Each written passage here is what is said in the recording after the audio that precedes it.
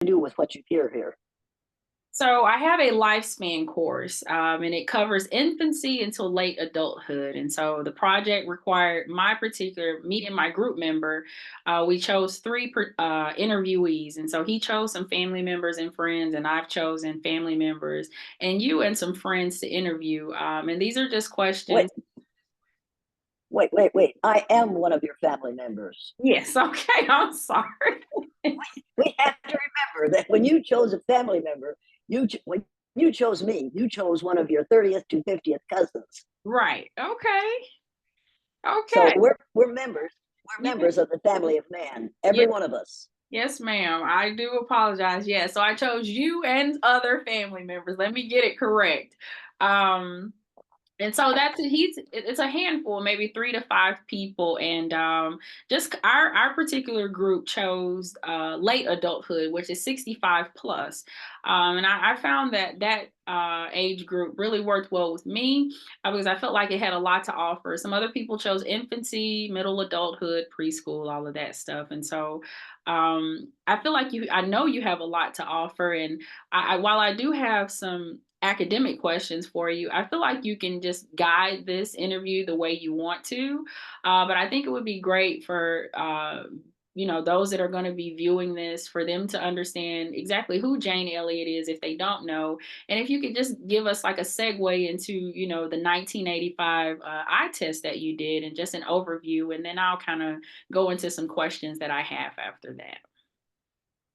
Okay, you need to know that I did the exercise the first time in 1968, 68, yes. the day after. Yes, yeah, the day after Martin Luther King Jr. was killed. I had no way. Martin Luther King Jr. had been one of our heroes of the month in my third grade classroom in all white, all Christian Riceville, Iowa. And they admired him greatly because of what he had done to bring us together. And when I went home from school that night, I didn't know he had been shot. I walked into my house, the telephone was ringing. I answered it. My sister said, "Is your television on?" I said, "No." She said, "You better turn it on." I said, "Why?" She said, "Because they shot him." I said, "Who'd we shoot this time?" Because we were shooting people regularly at that time. And she said, "Martin Luther King Jr." And I can't remember that without getting sick to my stomach, because that was that was worse than the death of my little sister.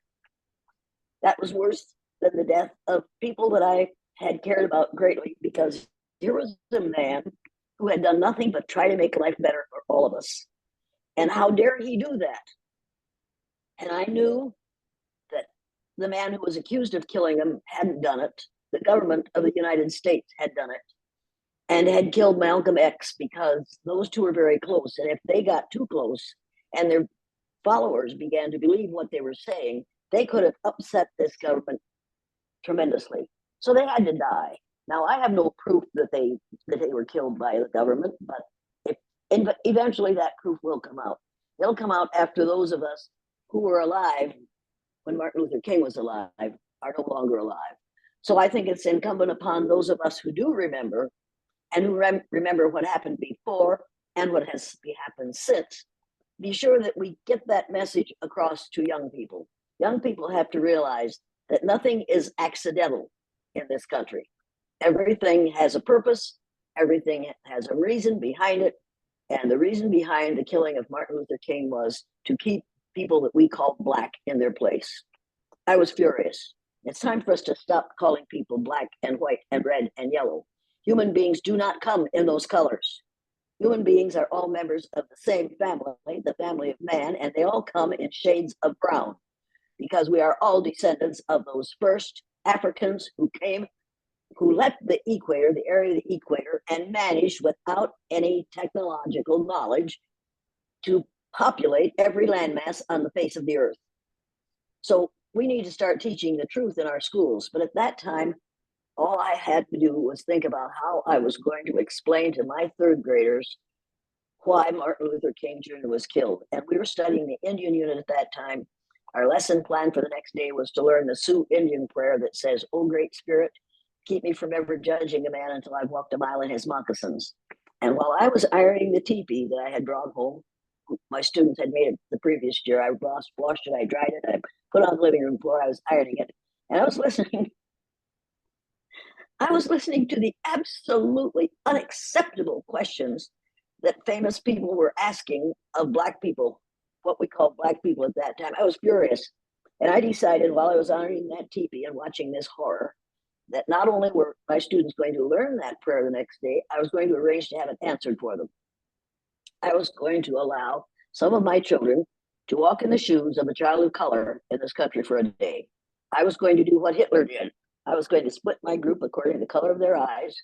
I was going to put brown-eyed people on the top because I was blue-eyed. I'm blue-eyed, and I didn't want the power structure to be with the people on top. I was going to put brown-eyed people on the top, blue-eyed people on the bottom, and treat the brown-eyed people the way we treat melanemic people, and treat melanaceous and treat brown-eyed, blue-eyed people the way we treat melanaceous and melanotic people in this country. I was going to arrange my class according to the color of their eyes, which is absolutely infuriating to people who read about it and adults who see it and who say, how could you do that to someone for a day? But we do that to people of color in the United States of America, not just for one day. We do it to them prenatally, and we do it to them post-death. You know it, and I know it, but most of us say that doesn't happen in this country. Right? The United States is not a racist country. The United States is a racist country. It's a racist country because there is money in racism. It's an extremely profitable venture. When it stops being profitable, which is going to happen in about 20 years, we will stop doing it. It's so I went into my classroom the next day. I separated my students according to the color of their eyes. I created a microcosm of society in my third grade classroom in Riceville, Iowa. And I learned things that day that I had never learned before. And I taught things that day that I had never taught before. And I have never forgotten what I learned. I found out that the way people of color behave is not because of a weakness in their genes. It's because of the way they react to the way they are being treated. When you change the way you treat people, you change the way they react to you. When you change their expectations of people, they change their behaviors. It was just, I had taken all the child psychology courses. I thought I knew what I was doing. And then I did that exercise.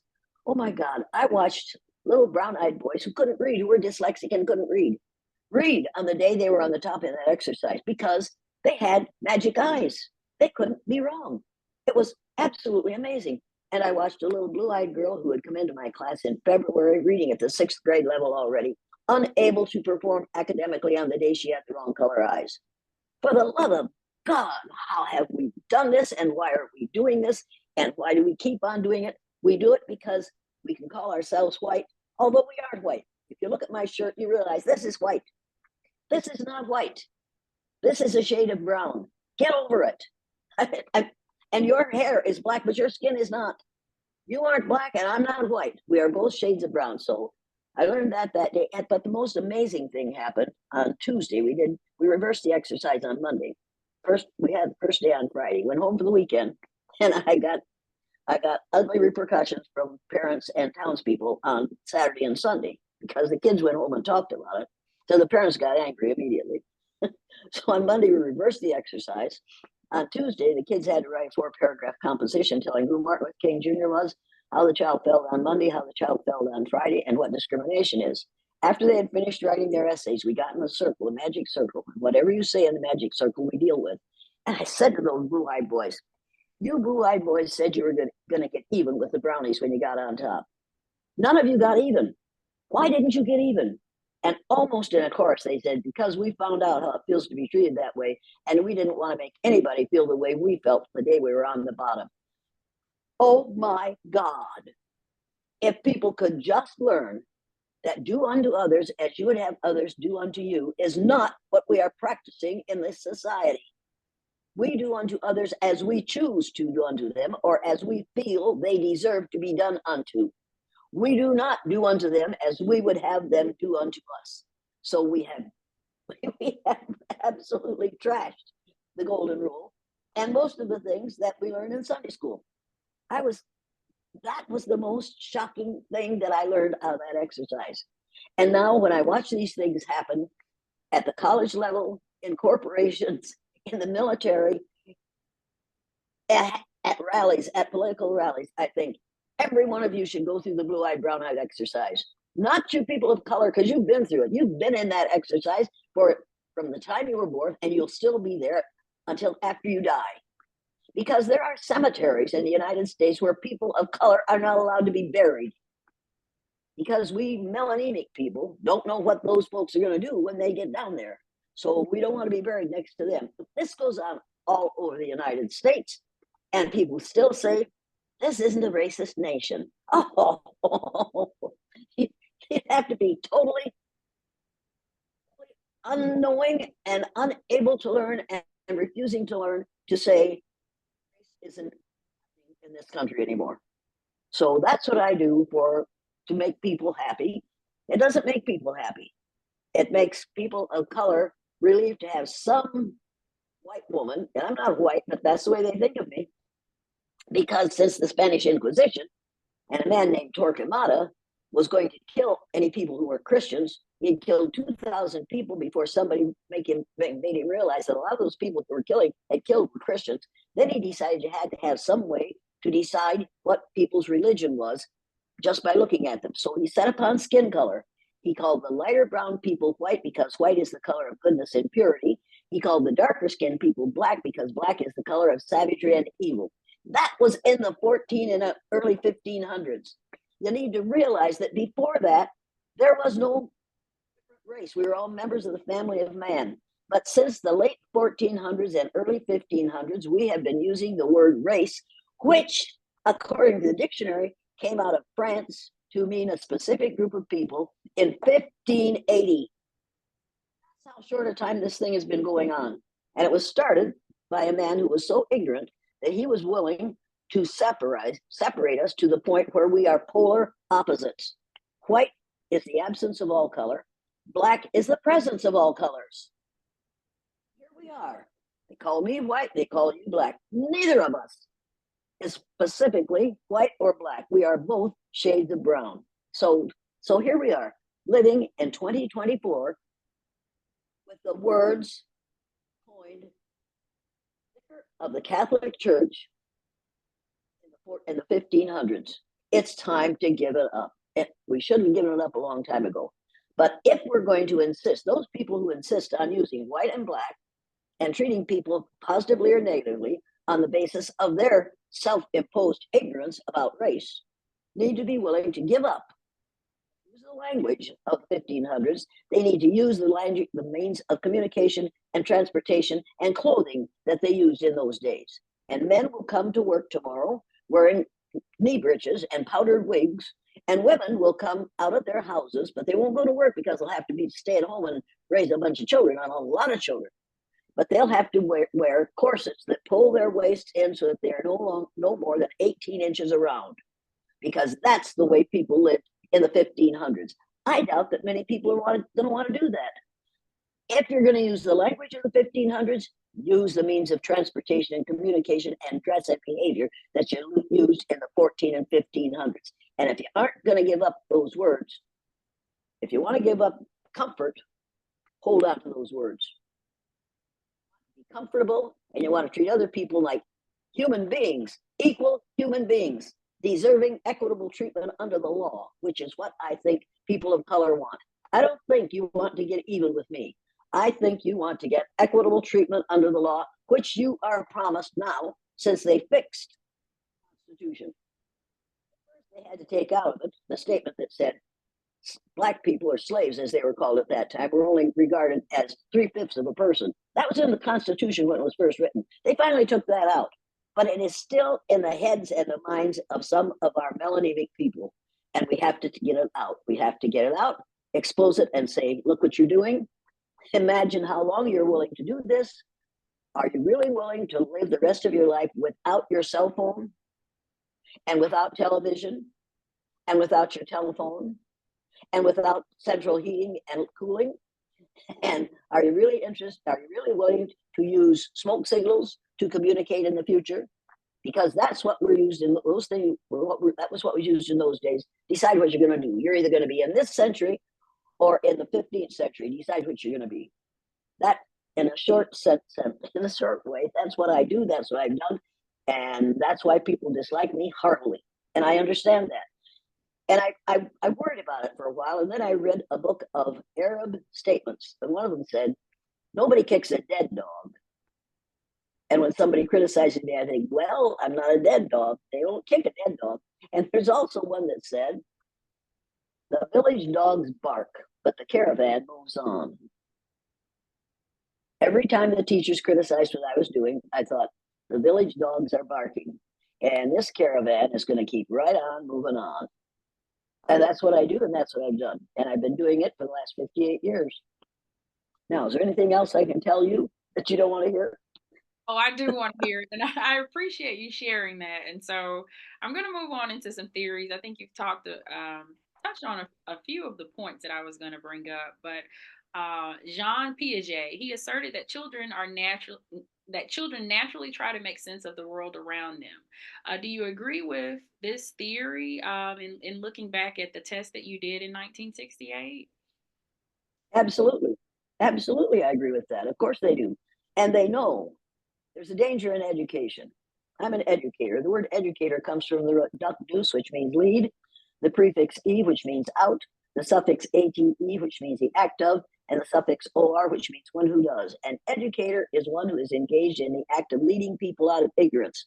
Now, as long as children are ignorant, they enjoy one another.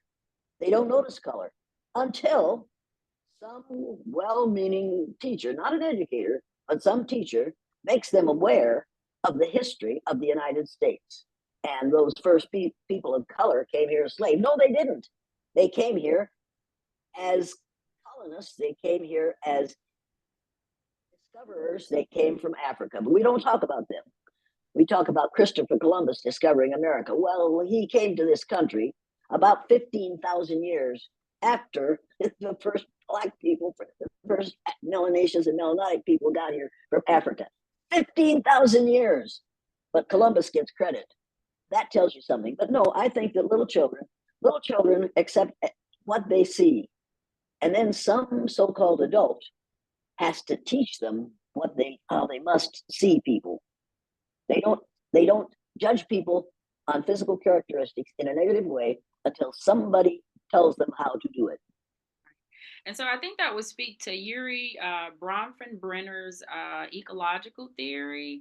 And it goes on to say that in order to understand why adolescents behave the way they do, you must consider the different systems that they're in, including peers, teachers, parents, media, neighborhoods, and social policy. And so, just based off your feedback, it sounds like you would agree with that. Is that children are influenced by their environment or the people that they are around. Absolutely. But you have to remember that there was no word adolescent when I was little. Adolescent is one of those words we came up with in order to categorize people. There were no adolescents. That's a fairly new term that we decided to use when a whole bunch of child psychologists and sociologists decided that we had to have a term for these people from the age of 13 to 20. So they decided to call them adolescents. Well, they're between adults and childhood, but they aren't adolescents. They aren't a special group of people. They are people who change as they grow. We all change as we grow. And I'm 90 years old. I'm still changing. I have to change. Like sometimes I change my diaper, but no, but mostly I change. I have to change my behavior. I have to change my mindset. I have to change my knowledge base. I have to learn something every day. My dad used to say to us, go to bed without learning something new, don't go to bed until you get a magazine or a newspaper or something and read something you didn't know before. Get the dictionary, damn it, and learn a new word out of the dictionary. Don't go to bed until you learn something new every day. And that's what I do. Every day I have to say to myself at the end of the day, now, what did I learn today that I didn't know before? And it makes a difference in how well I sleep, quite frankly. What And was the question? No, you Okay, you go you ahead. covered it, and I think it's a great segue into my next question. When you talk about learning, what are the three most important lessons that you would say you learned in your life? Oh, God. Judge not that you be not judged. Absolutely. The way we treat people is the way they will react to us. Absolutely.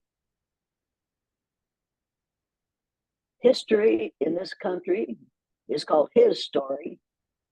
Eventually, we will stop looking at that picture of the man that's striding into the future, that furry, heavy male striding into the future, and realize that without a woman, there would have been no man. So we better start calling this herstory instead of history. Now, I know there's a good reason for the word history. I understand that. But words are the most powerful weapon devised by humankind.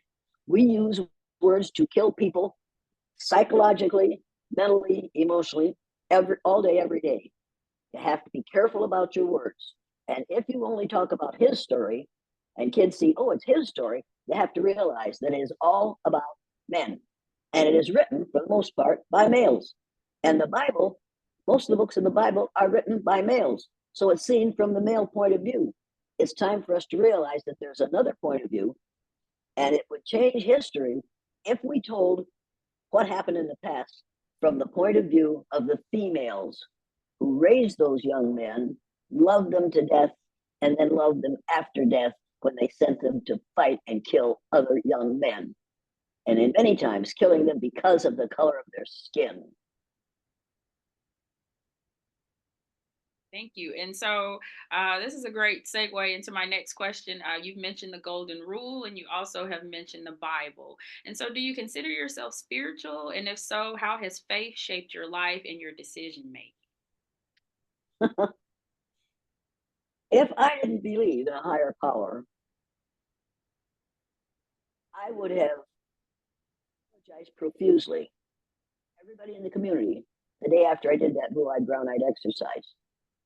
And I would never have done that blue-eyed, brown-eyed exercise if I didn't believe in a higher power. Pray every day.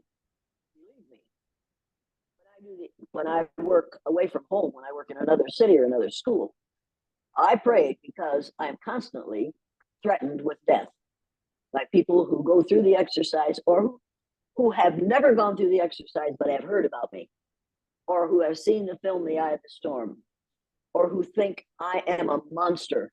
And so I pray, I pray most devoutly to get through every day and to stay alive as long as I possibly can.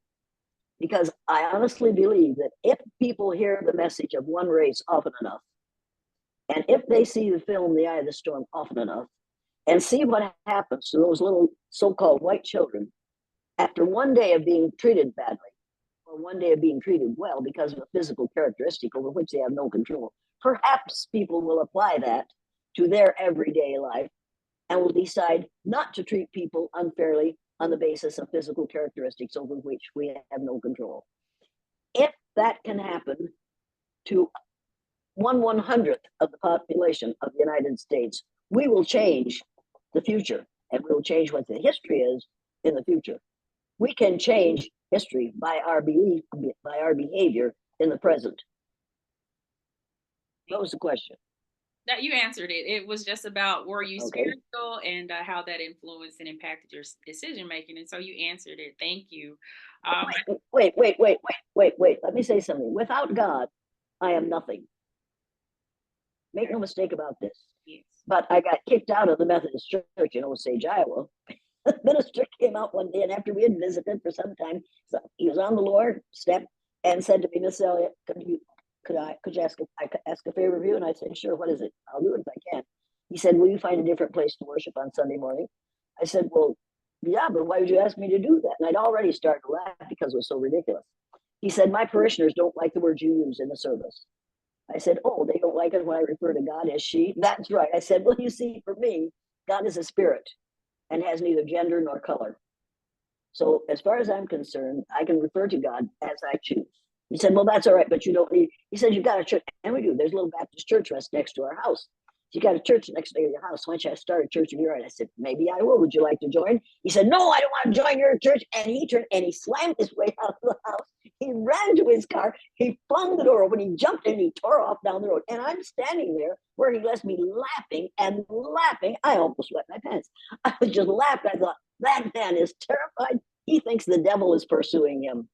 He left here in such anger and fear. I felt really powerful. And I thought, well, God, we're going to do something really interesting with that church. So we turned it into, we bought it and turned it into a guest house. But we didn't realize when we bought it, when we turned it into a guest house, that there are several spirits in that church. And I talked to them because they talked back to me. It's like, oh my God, I've heard about this. I've read about this. I've talked to people who believe in it. And so I know how to do it. It's absolutely fascinating. So that church is a special place. And it's not because it's a place to worship. It's a place where people did worship and are in that other element, in that other place where we're all going to be sometime. And it isn't up there.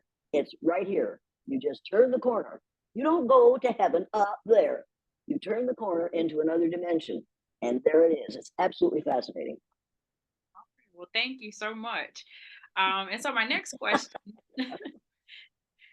my next question, kind of goes back to just individuals. So for decades, we know that popular media has characterized the American dream as owning a home, having a good job, a family, and children. Would you say that is an accurate portrait? And if not, what is your idea of achieving the American dream? And do you feel you've obtained it? I've attained the specified American dream. I had a husband. I had children. We own a home. I still live in the home that we bought many years ago. I've had a job, and I could retire if I chose to. However, many people, most people, didn't marry the first person they loved, couldn't afford to own a house, couldn't afford to have children, have not attained the American dream because, number one, that is the human dream. We've got to stop calling this country America.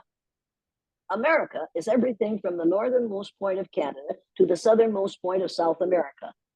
All the citizens of all those countries are Americans. But in Bolivia, they call themselves Bolivians. In Mexico, they call themselves Mexicans. In Peru, they are Peruvians. In the United States, we are called Americans. This is ridiculous. The name of this country is the United States of America. The most important word in that title is the word united.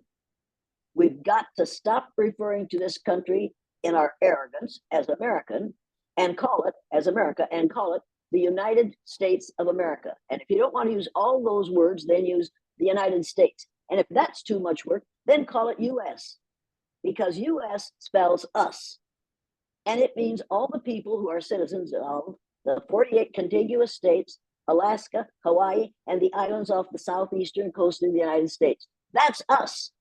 That's citizens of the United States of America, a totally different place, different from every other country on earth, different from all the other so-called North American, Central American, and South American countries. We have a wannabe president who was a president, so-called at one time, who wants to make this the divided states of America. That's why we have to call this country the United States of America and refuse to allow someone to divide us. Now, what was the question? Sorry about that. You answered it. You answered it well. It was just your view of the American dream and whether you had obtained it. Yeah, wait. The American dream is possible for every citizen of the United States, as long as we tell the truth in history and refuse to repeat the mistakes of the past. Those who forget the mistakes of the past are doomed to repeat them. And right now, in the United States of America, we have governors in states that are saying and are writing legislation and writing statements that say we are no longer going to teach history in the school as it has been taught, because teaching the truth about history in the United States makes white people, white children, feel guilty. That's what's going on in several states in the United States. Do you realize that? And that has to be stopped. We have to teach history, but we have to teach the truth about it. The three things that we have to teach in this country, we call it reading, writing, and arithmetic. And only one of those words begins with reading, with R. Reading begins with R, writing begins with W, and arithmetic begins with A. So they aren't the three R's. The three R's that we ought to be teaching in this schools in this country are rights, respect, and responsibility. They all begin with R's. And if you don't respect the rights of everybody else in your classroom or on the playground or in the school halls or in the kitchen, wherever you are, then you should be held responsible for that. We should teach the three R's of rights, respect, and responsibility, because every child has the right to have his rights respected. If I were a principal today, or if I were a classroom teacher today, those are the three R's that would be mounted on the wall in my classroom, and every morning, every child would have to read. Here are the three R's of education: rights, respect, and responsibility. And I would explain it to them, and I would say, and it's my job to see to it that you practice those three rights. And if you don't, that you practice those three R's. And if you don't, I'll hold you responsible. Believe me, boys and girls, you had better not break the rule, because I will make you unhappy. You do not have the right to make somebody else unhappy by failing to respect their rights. This you do not have. That is not one of your rights. You are expected to respect the rights of all. Okay? Thank you. I appreciate it. And so I have another theory for you here, and it's from Eric Erickson, and he proposed 8 stages of psychosocial development. And specifically, I wanted to look at the late life stage, where he proposed that it was a stage of integrity versus despair. And it was to view one's life as satisfactory and worth living. Would you agree with that? Oh, hell no. How old was he when he died? Do you have any idea? I think it was a bit older. I'll research that How, and get back to you. find out how old he was when he died. Because number one, he probably didn't get really old, because men don't. Men are called the weaker sex. Women are called the weaker sex. Men are the strong ones. Men are the ones who do it all and who die young, because they are the weaker sex, whether or not they want to admit it. And Eric Erickson never had the experience of living as an old woman and losing the most important thing in her life, which was her husband, which was her strength, which was her support, which was her comfort, which was her love. He didn't have that experience as a female. Experiencing old age as a female is totally different from experiencing old age as a male, because most of them don't. We kill our men young, and we better understand that that's what's happening, and we better put a stop to it. We better start expecting women to be equally responsible for raising a family, for supporting a family, for doing the work that has to be done, instead of sending the man out every day to do the work and then expecting him to come home at night rested. And you've been working all day with all these children, so we expect him to take over. No, we've got to recondition people in this country to realize that men are the weaker sex and they die young. And until you've lost one, you don't realize it. And then all of a sudden it's like, why didn't somebody tell me this? Why didn't somebody tell me that men aren't just by nature healthier and get wealthier because of their good health? They don't. They die young because of so many stresses that we put on men that women don't have, for the most part. Women are expected to do more today than they have ever been expected to do before. And I hope that that will prolong the lifespan of men, because men are a special thing. There's something about a man that no woman, and I'm not talking about sex, I'm talking about an attitude and a strength and a wisdom and a compassion that I don't see in many women. But there's something about men that is terribly different and wonderfully important, in my estimation. I had 2 sons and 2 daughters, and married a man who was a man.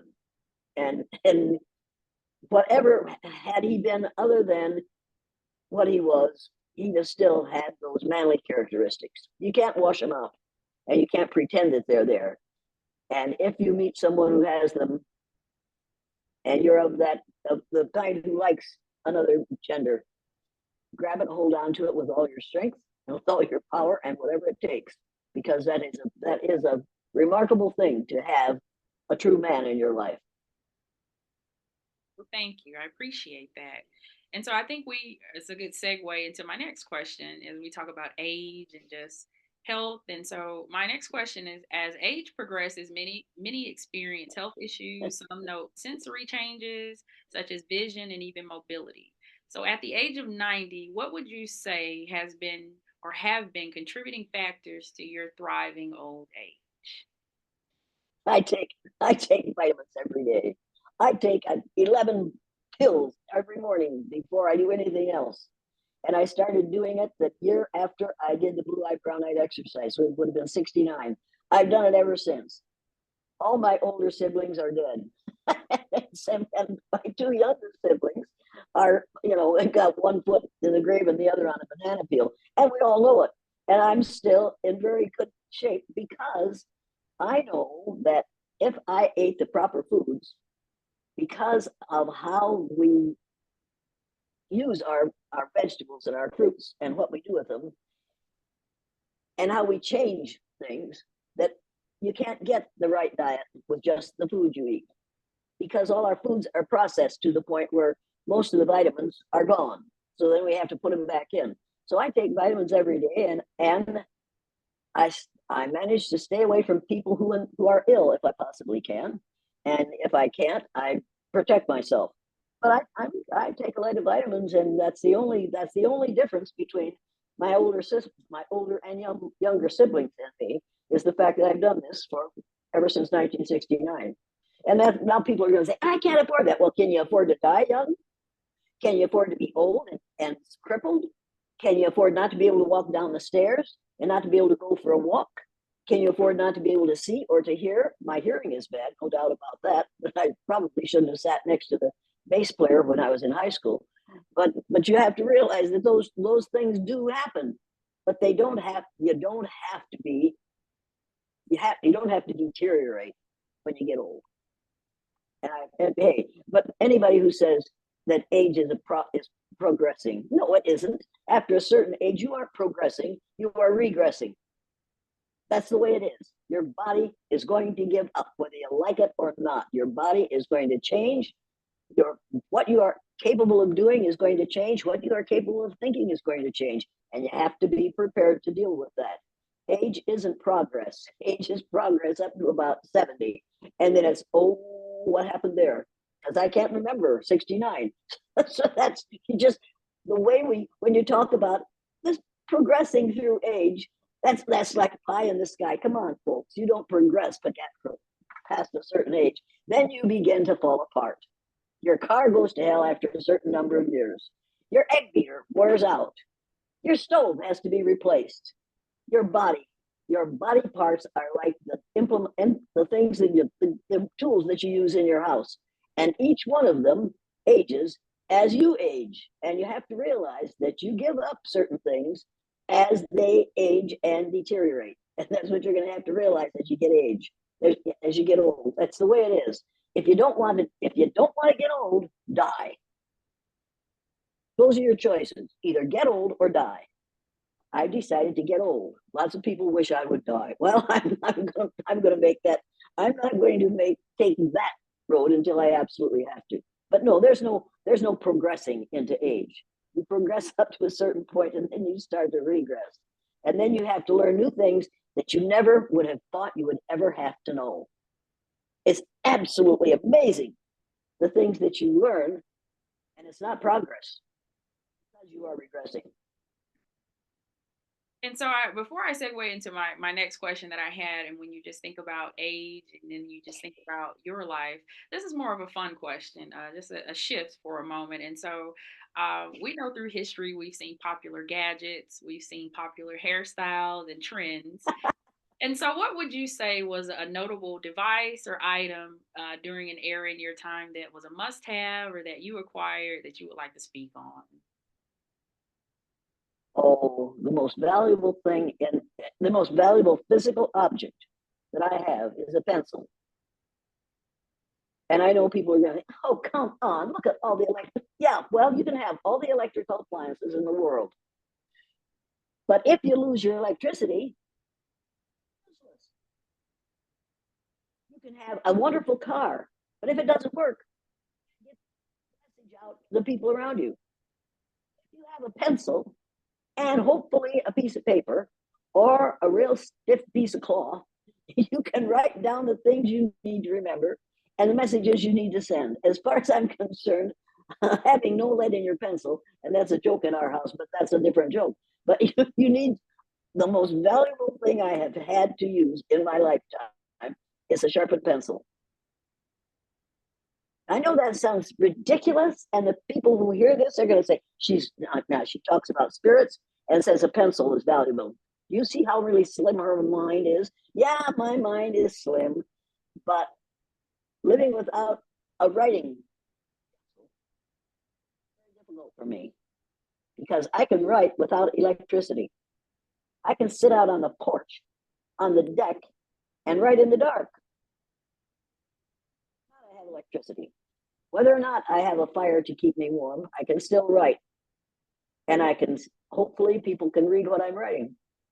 But I need a pencil. Isn't that silly? No, it's a great answer. I wouldn't have thought of that. That's a great answer. I like that. I like that. All right. So that's one of the first things that modern men came up with was a way to draw figures and messages, write things. That's one of the first valuable things we got right after fire. In fact, in in eastern countries of the world and in southern countries of the world, it came before fire because they were sending messages before they had fire because they didn't need fire to keep them warm. So, see, I think pencil is the most valuable thing I have in my house. So, think of it what you will. What's the next question? I like that, a pencil. I'm going to take a note of that. So, thank you. And so, we're going to write it down in a pencil. Right. Write it down with a pencil. Right. Well, I appreciate that. And listen. Don't use a ballpoint pen and don't use a pen because that ink fades. Okay. Pencil. Okay. All right, go ahead. I'm sorry. That's okay. All right, so I'm going to segue back in and just a few more questions here. And I'm going to segue back in. And so you've taught seminars, workshops, and trainings across the world regarding race, the importance of equity in the workplace, and in society as a whole. And so before I ask this next question, because I've dealt with a lot of it in recent years, workplace discrimination.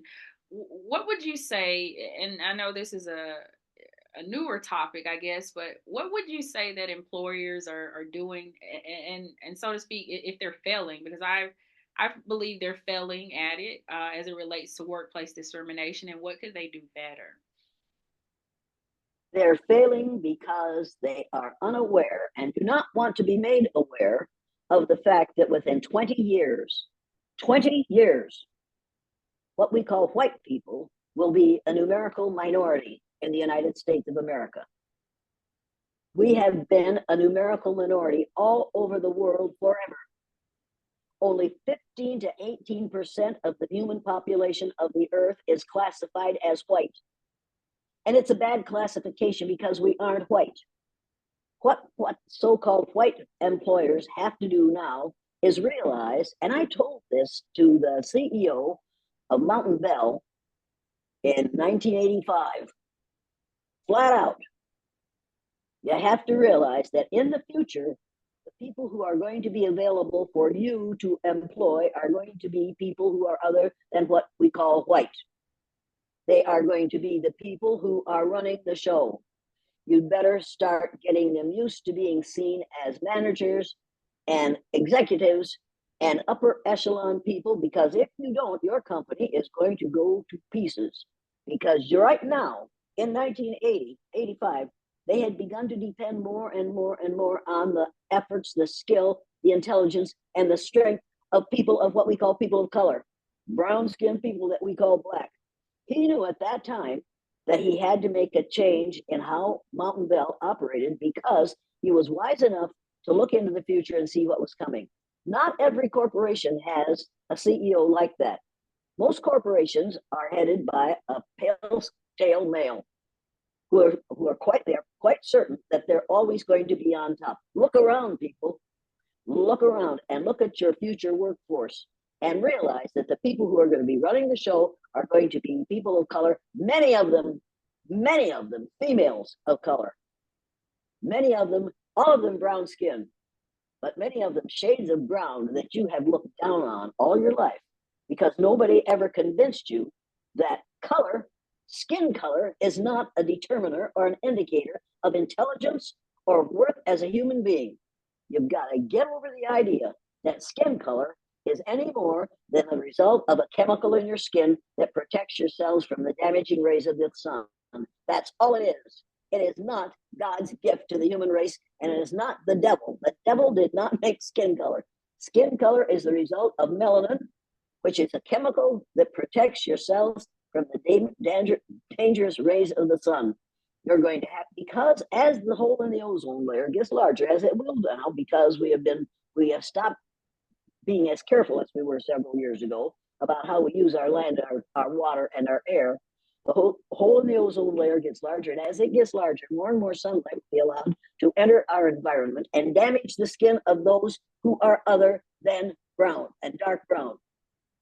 Melanoma is a cancer that you get from not having enough melanin in your skin. And melanoma doesn't stay on your skin. It travels throughout your body.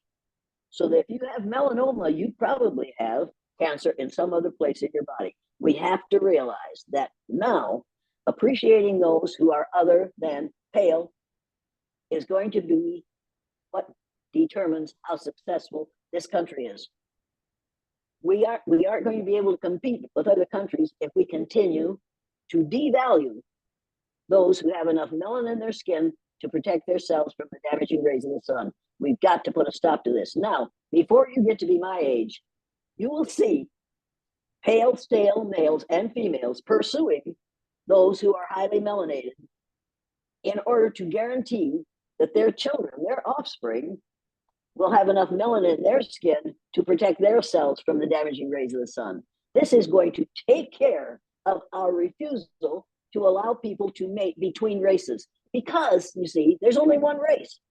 There is only one race of people on the face of the earth. That's the human race. We are all Homo sapiens. And if you haven't read the book Sapien, get it and read it. The author's name, his last name is Harari, Harari, I think. But anyway, just get the book Sapiens and read it and realize that we are all members of the same race. The word race, to mean a specific group of people, came out of France in 1580. Get the book Sapiens and read it and realize that in the future, we are going to recognize that we are all members of the same race. And when I say Homo sapiens to a bunch of 3%ers or KKKers or those groups, they think I'm saying homosexuals. I'm not homosexual. I say, yeah, I didn't say you were homosexual. You're Homo sapien. Well, what does that mean? Get the book and read it. I don't have time to educate these fools. But you see, many of those who are doing this protesting on college campuses are being led of outside infiltrators. They aren't college students who are deciding it's wrong what's happening in Palestine. If you're a college student and what's wrong is happening in Palestine, as far as you're concerned, look at the horror that those folks are going to have to clean up over there. Leave college, go to Palestine, and help clean up the mess. Instead of creating a mess on the college campus, put your money where your mouth is, go to Israel and help them clean up the mess they have created in Gaza. And you go after Hamas, pursue Hamas. You don't have to have, like yesterday, the Israelis dropped bombs on a safety zone and killed women and children in an effort to kill the members of Hamas. Women and children, because of a man who doesn't want to go at it one after another. So he'll kill hundreds of people in order to fulfill his desire to kill a small group. This is senseless, absolutely senseless. The Palestinians had that land before the government of the United States, with other governments, agreed to give the Jews a place of their own. And that was in 1945. They pushed the Palestinians off their land and gave it to the Jews. They've promised them a state, a Palestinian state. They have refused to create a Palestinian state. We have done unto the Palestinians as we would not have wanted to be done unto us. And we have to fix what we created. We created a mess, and we have to fix it. You do not fix it by killing Palestinian women and children. If I sound a little angry, it's because I'm furious. No, I hear you. I hear you. Did I answer your question? You did. You did. And so just a few more questions here. And so in just kind of piggybacking off, speaking around the world and just at seminars and workshops, is there more for Jane Elliott to impart to this growing society?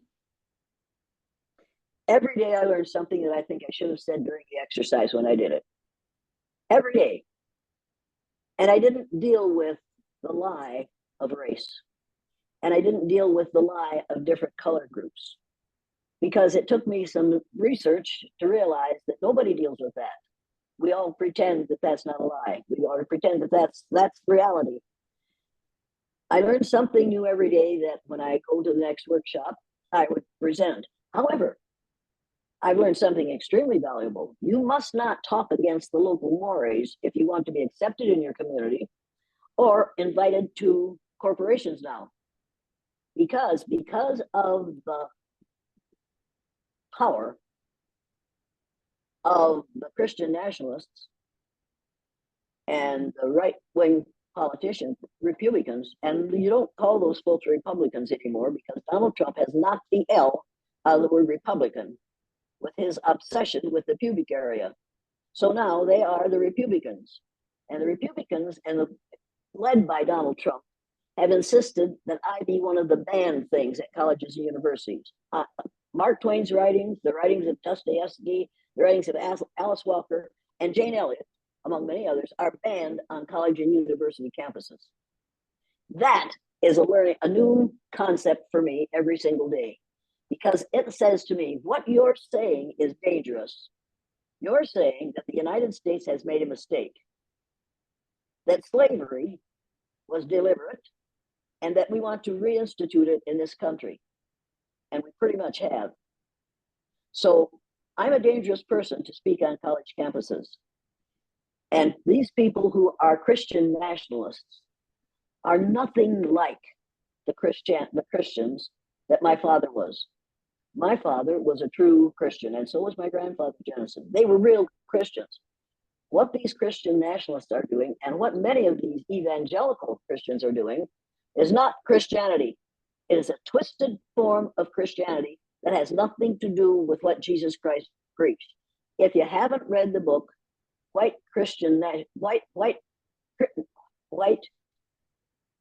Evangelical Racism, by her last name is Anthea Butler. Her name is Anthea, Anthea Butler. Last name is Butler. Read the book White Evangelical Racism. And then you'll find out what this brilliant woman is telling us about what these Christian nationalists have in mind and why they're doing it and what can happen as a result of it. Every day I have to learn something new by reading some book like the book Power Worshippers. If you haven't read Power Worshippers, get it and read it, because I get informed every time I pick up that book. I remember that years ago there was a man who was big in the anti-democracy movement. And he faded away because he was a fool. And now he is helping to lead the Koch brothers, the ones left, the Kochs and that whole group in this Christian nationalist movement. You have to get the book, The Power Worshippers, and read it, because it will tell you some things that never occurred to you because, number one, you're too young.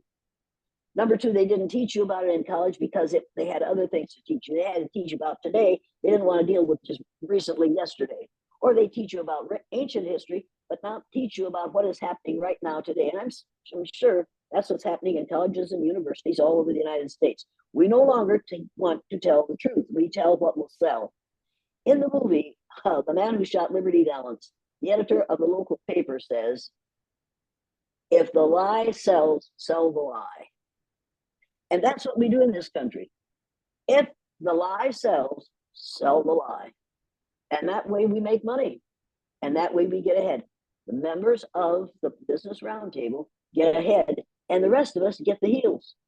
You need to realize, if you haven't read the book, The System by Robert Reich, you better get it this week and read it, because you'll learn about the boys in the Business Roundtable.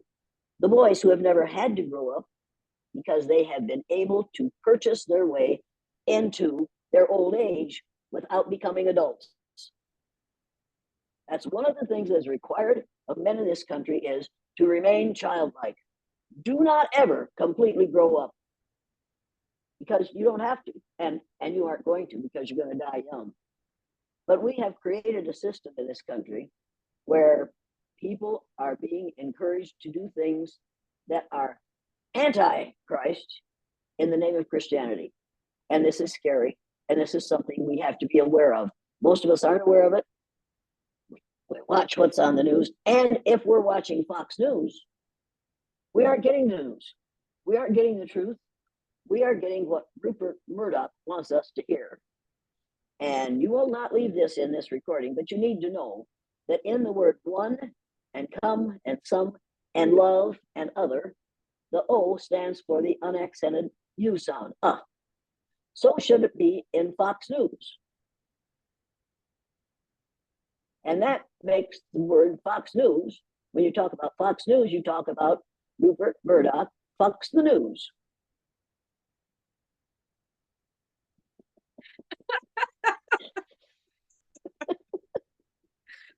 Oh, man. Oh, Perfectly good sense. Perfectly good sense, right? Now, you aren't going to leave this in there. I understand that, but we have to realize that Rupert Murdoch does something new to the news, and Donald Trump has knocked the L out of the word Republican. Here's a Republican man dealing with a man who fucks the news. It's a natural combination. What was the question? Okay, you answered it. It was just, what did you want to impart? You've done a lot. What did you want to impart into this growing society? I think you'd answered it. Well, here's what I want to impart into the society. Turn off the television. Put down your iPad. Get a book. Read a book. And don't tell me you can get the same thing off my cell phone. I can learn everything off this cell phone that I can learn out of it. No, you cannot. Because you aren't going to have a cell phone that will give you all the information that you will get in a book. Just get an encyclopedia and look up Torquemada, Torquemada. Now, if you look him up on your cell phone, you'll get a little bit of information. But if you look him up in the encyclopedia, you'll get a lot of information, and you'll learn a lot about why you behave the way you do, and why we would dream of separating people into polar opposites and calling some white and some black. Just that simple statement is something that I would like for everybody to take away, so that they will realize that you can learn more in a book than you can learn off that cell phone or off this computer, because you can hold it, and you don't need electricity to read it. And you don't even have to be comfortable to read it. You can sit out on the grass if you don't have too many bugs in it, as we have in Iowa right now. You can sit on a log and read. And you don't have to plug it into anything. And you don't have to wait for the batteries to run down. That book will be good for as long as you allow it to exist. But that's one of the things that the Christian nationalists and the evangelical racists are doing. They're banning books. We've been through this before. When I was doing my student teaching, that was during the communist scare. And I did my student teaching in Independence, Iowa, in a elementary school. The teacher, Hazel Grant, was informed by the superintendent that there were some people who wanted to come into the classroom and look through into the school and look through the libraries in all the classrooms and take out all the books that were considered teaching communism. So they showed up at her door, and I was in the room, in the classroom, and they said, we got to look through your library. She said, go ahead, because the superintendent said, and she was the principal, but the superintendent said, the school board says we have to do this. So she let these guys go through the books on her classroom shelf, and they take them out, put the ones that were communist on the top shelf, They piled them up on the top shelf and they said, now don't let these kids have these books. We're going to have to burn these books. She said, okay, thank you very much. She opened the door. She ushered them out. She closed the door behind them. Then she turned around and said, now put those books back on the shelves and let's go to work. And that's what we did. We put the books back on the shelf and we went to work. And the kids used those books for the rest of that term. That's exactly what teachers should do, what educators should do. Teachers won't do it because teachers are scared. Educators, when somebody comes into their classroom and says, we're taking these books off the shelf, the educators have the right and the responsibility to say to them, I respect my students and my class and my parents in this area, and they purchased those books. Those books do not belong to you. And if you try to take them off the shelves, I'm going to call the sheriff or the police and have them come in and arrest you because you will be guilty of theft. Now take your ideas out in the hall and then out of the building and off the school ground because this is public property. And you have no business invading this classroom with your ignorance, your self-imposed ignorance where race is concerned. You take your self-imposed ignorance out off the school grounds, out onto the street, and I'll go start my car. All right. So I have just a couple more questions for you. What legacy do you wish to leave behind? What legacy? The idea that there's only one race. The idea, and it isn't an idea, this isn't a theory. You see, CRT is critical race theory, right? CRT should stand for Curriculum Respecting Truth. CRT, Curriculum Respecting Truth. Critical race theory is just a theory. It's not the truth. The idea of one race is the truth. It isn't a theory. We have proof that there's only one race of human beings on the face of the earth. This isn't a theory. There's nothing critical about it. It is curriculum respecting truth, and that's what we have to do. We have to have curriculum in the public, private, and parochial schools in this country that tells the students from preschool to senior to graduation, tells them the truth about the history of this country and the history of the world. That's what we have to have. We have to have curriculum respecting truth. And if that's the only thing that people quote me for is, well, you know, she's the one that says that CRT stands for curriculum. Good for me. Good for me, because you know, that's enough for me. I'm not a do-gooder. I don't protest. I don't go around shouting to the sky what I think I know. What I try to do is decrease the level of ignorance, particularly about race, among those people in my environment. Now, that guarantees that I will be hated, and I know that. And I was willing to put up with that. But it made my own children hate me when they were kids because of what happened to them in the schools from their parents and their teachers and their schoolmates because of what I was saying about race. So they have suffered greatly because of what I do. And if I had had any sense, I would have said, all right, kids, I was wrong. Your teachers, your administrators, these parents are right. There are five different races, and you're members of the superior race because you are all white. And that's all we have to learn for the rest of our lives is that Jesus was a white man. And forget about the fact that he was an Ethiopian Jew and that the Bible said he had kinky woolly hair and feet of bronze. Forget about that. We're going to see the picture of him kneeling by the rock with his hands folded, looking upward to heaven, as if that's where heaven is. Forget about all the things that we learned over the years by reading and studying and listening to people who do not consider themselves white because they aren't, but who don't consider themselves brown because they have to think they're black.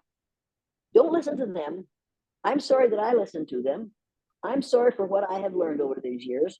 And we're going to go back to a little town where all the people look like us, and we're going to fade into the woodwork and act just like everybody else does and never talk about race again.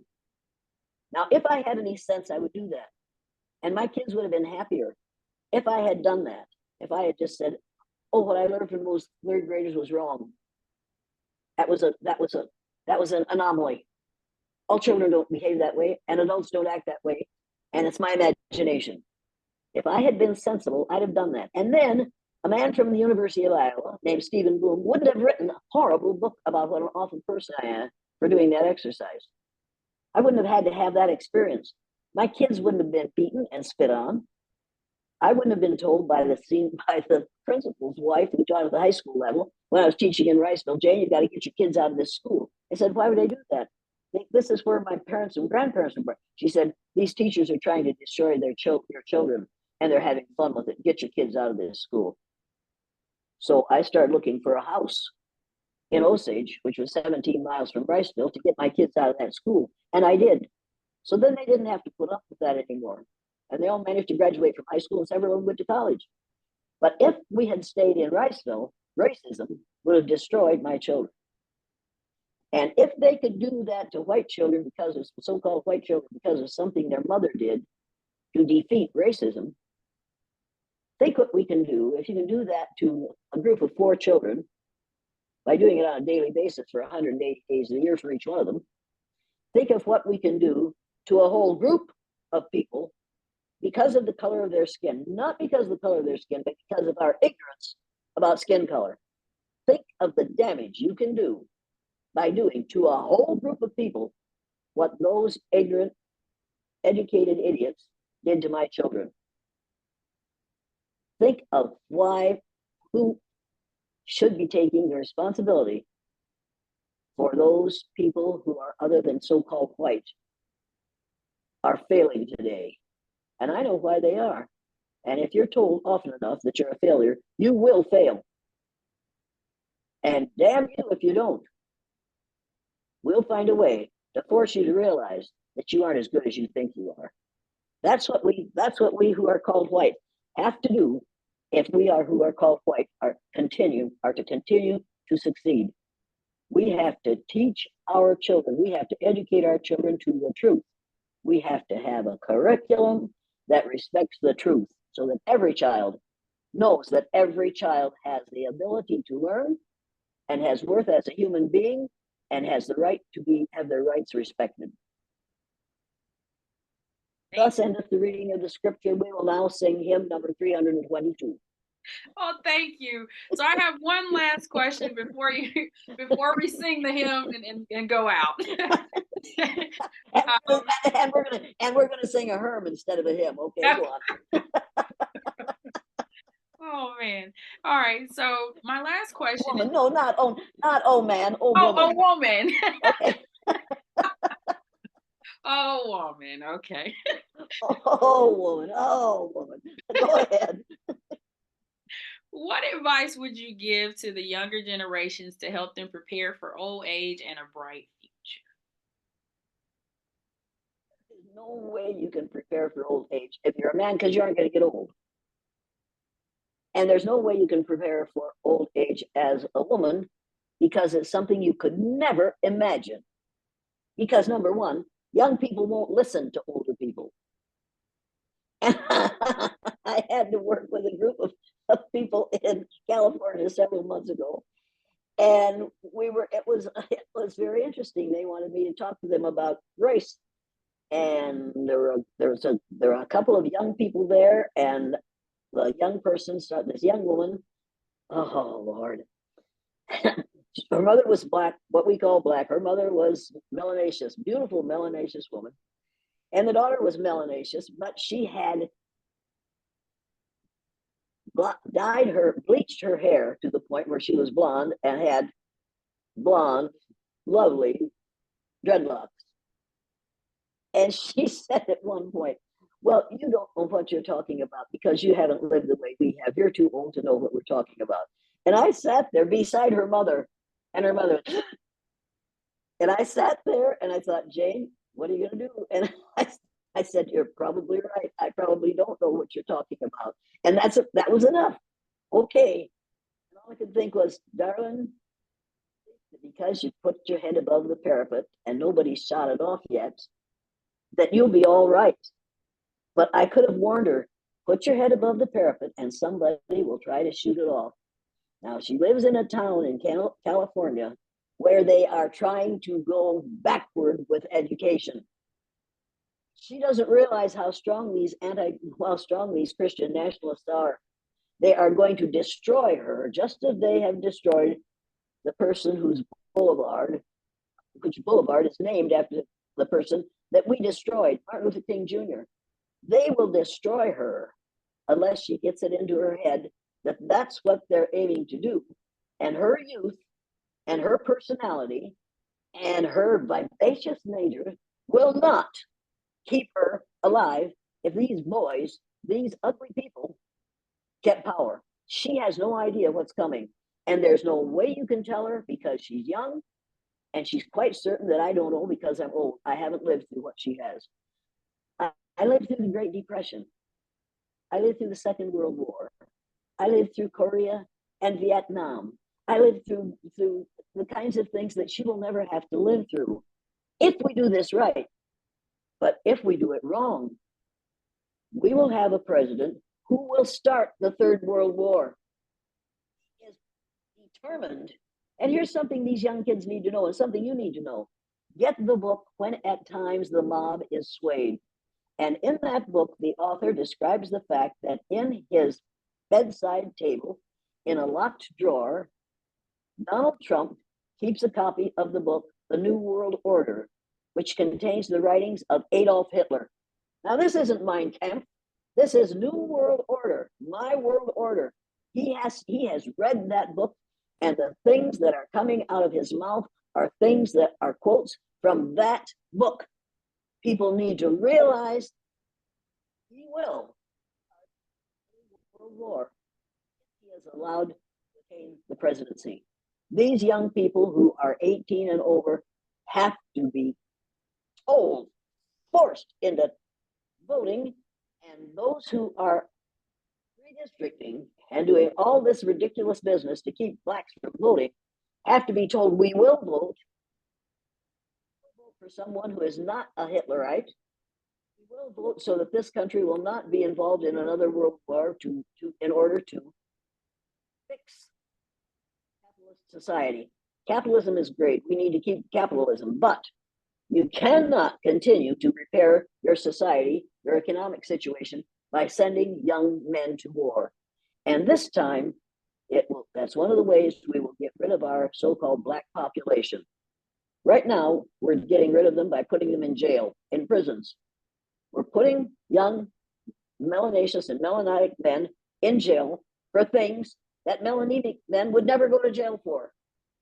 And I know it. Prisons have become a way to keep young melanaceous and melanitic men from being around our melanemic women. Make no mistake about this. And it works. It works to the detriment of all of us. It works to the detriment of all of us. We've got to put a stop to this. We've got to change the way we do our law enforcement, and we've got to change the way we educate our police departments. We have miseducated them long enough. We've got to send them all back to school and teach them that we're all members of the same race, and that young melanic male has as much right to walk down that street as that young melanemic male has.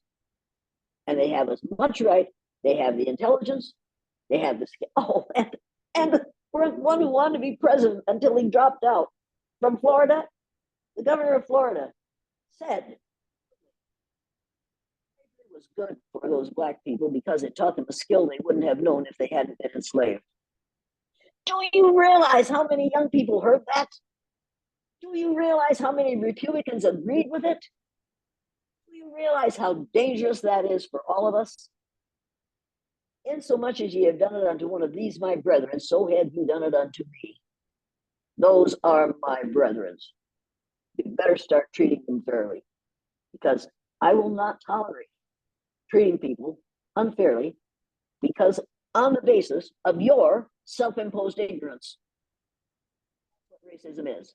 It's self-imposed ignorance. If I could learn, so could you. And if you can't, you got a problem, darling. And it ain't skin color, it's brain cells. Well, I appreciate you speaking with me today, Miss Elliott. This has been a wonderful conversation, very helpful, just informative. I'm going to reflect when the call is over, but Do you have any last thoughts? Feel free to share. But I appreciate you speaking with me today. Well, what I have to share is I appreciate you asking me these questions and giving me the opportunity to tell you what I believe. And then you can do with it what you want to. But you have given me the opportunity to say things that most melanated people won't say because they don't know, because they have been indoctrinated with the myth of white superiority, when in fact there are no white people and we are not superior. And indoctrination in the name of education is still indoctrination. And I refuse to engage in it, which is the reason I'm not invited to college and university campuses. It's in the play, Julius Caesar says of Mark Antony, that man is dangerous. He thinks too much. No one will ever say that. Dinosaurs T. Rump. He doesn't think enough. He just reacts. People of color, particularly Native Americans, who weren't Native Americans, who were from Africa originally, but Native Americans look into the future 7 generations before they make a decision. Melanemic Americans look into the future 7 seconds before they make a decision. We do not look way down the road, only into the immediate future to make decisions. That's exactly the wrong way to make decisions. Joe Biden right now, where the Israel business is concerned, is looking way down the road to figure out a way to deal with this problem, because he remembers what happened for 70 years. He's been watching this thing for 70 years. He heard it from the beginning. And now he has to deal for 70 years into the future with the mess we created 70 years ago, 75 years ago. So those who are impatient with what Joe Biden's doing don't remember what Joe Biden remembers and don't know what Joe Biden knows. He knows what he has to do, and he has to fix it so that 78 years from now, we won't be doing the same thing then that we're doing now that we did 70 years ago. This is a cycle, and we've got to break the cycle. To break this cycle is to refuse to do now what we did 75 years ago, so that 75 years in the future, people won't do then what we are doing now. Does that make sense to you? Yeah. Appreciate Joe Biden, whether or not he can walk well, whether or not he stutters when he talks. He's a stutterer, there's no doubt about it. But he does not have a bad mind, and he isn't a bad man. He wants what is, he was a vice president to Barack Obama. He learned things from Barack Obama that he could not have learned from a pale-faced male. Barack Obama knew things that Joe Biden had never experienced. He taught Joe Biden in ways that no other president has ever been taught, other than our first so-called black president. You know who it was? No. Abraham Lincoln was our first black president. Did you not know that? I wanted you to enlighten me. Abraham Lincoln was part white, part black, and part Cherokee Indian.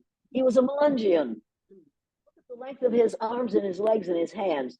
Those are the characteristics of a man who is melanaceous or melanotic. Look at the texture of his hair. Look at the configuration of his face. Part white, part black, and part Native American, and part Cherokee Indian. I think that man, and when somebody says, and a really nice man has written a book called The First about Barack Obama. Barack Obama wasn't the first black president. Abraham Lincoln was. I said that to the man who wrote the book The First when we were going to go out on the stage together. And he looked at me like, I'm not going to talk about it. Don't worry about it. I'm not going to mention it, but you need to know that Abraham Lincoln was our first black president. And he looked at me like, oh, I don't want to be on stage with you, but we went out, and every time they asked a question and I started to answer, he'd scoot forward in his chair and he'd answer the question for me, because he wanted to keep me from saying, and let's talk about the first black president. And I wasn't going to wreck his dreams. He'd written a good book about it, Barack Obama. But Barack Obama knew that he wasn't the first black president. And George Washington, in fact, was the first person who came from Africa and was our president because he too was a member of the same race, the human race, which began in Africa. So come on, people, just give it up. Just give it up. Do you know how free we could all be if we didn't have to sweat skin color? Just think of how much freedom we would have if we didn't have to respond the way this society has taught us to respond to skin color. It just shut up, Jane. Are we done now? We are, and I really appreciate your feedback and just your perspective and just sharing what you know with me. And I look forward to sharing it with my class, but also just those around me. I think it would be beneficial, and it is beneficial. And I thank you so much for speaking with me today. Well, thank you for listening to me today. All right. All right. Well, thank you so much, Miss Elliott. Have a good one. All right. Okay. You too. Bye All right. now. Bye bye.